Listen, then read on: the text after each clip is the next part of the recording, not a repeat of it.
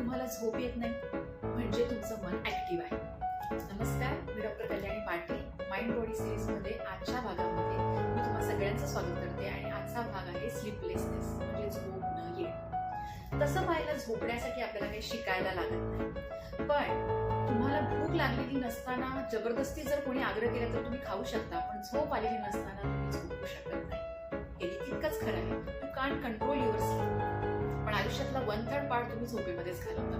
त्यामुळे झोप आयुष्यात खूप महत्वाची आहे.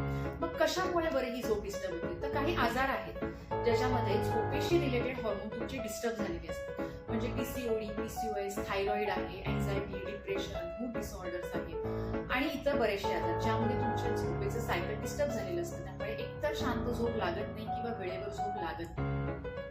त्यासाठी तुमची औषधं तुम्ही चालू ठेवायलाच हवी. पण अजून काय करता येईल की ज्यामुळे तुमची झोप वेळेमध्ये येईल? तर अगदी सोपं म्हणजे झोपायच्या 2 तास अगोदर तुमचं जेवण झालेलं असायला हवं. आणि सगळ्यात कठीण म्हणजे झोपायच्या 1 तास आधी तुमचा मोबाईल तुमच्यापासून लांब असायला हवा, बंद असायला हवा. आजच्या काळात हे फार कठीण झालंय, पण तरी हे जर तुम्ही केलं तर तुमचा मेंदू रिलॅक्स व्हायला मदत होते. तुमच्या मनातले अननेसेसरी विचार निघून जायला मदत होते. त्याचबरोबर तुम्ही एखादं शांत म्युझिक ऐकू शकता, तुम्ही तुमच्या आवडीचं काही ऐकू शकता, इतर काही, किंवा पुस्तक वाचू शकता, तुमच्या फॅमिली सोबत छान गप्पा मारू शकता. या सगळ्यामुळे माइंड रिलॅक्स व्हायला मदत होते आणि तुम्हाला झोप येते.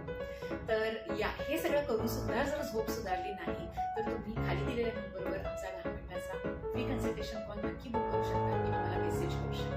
पुन्हा भेटूया नवीन व्हिडिओमध्ये नवीन टॉपिक.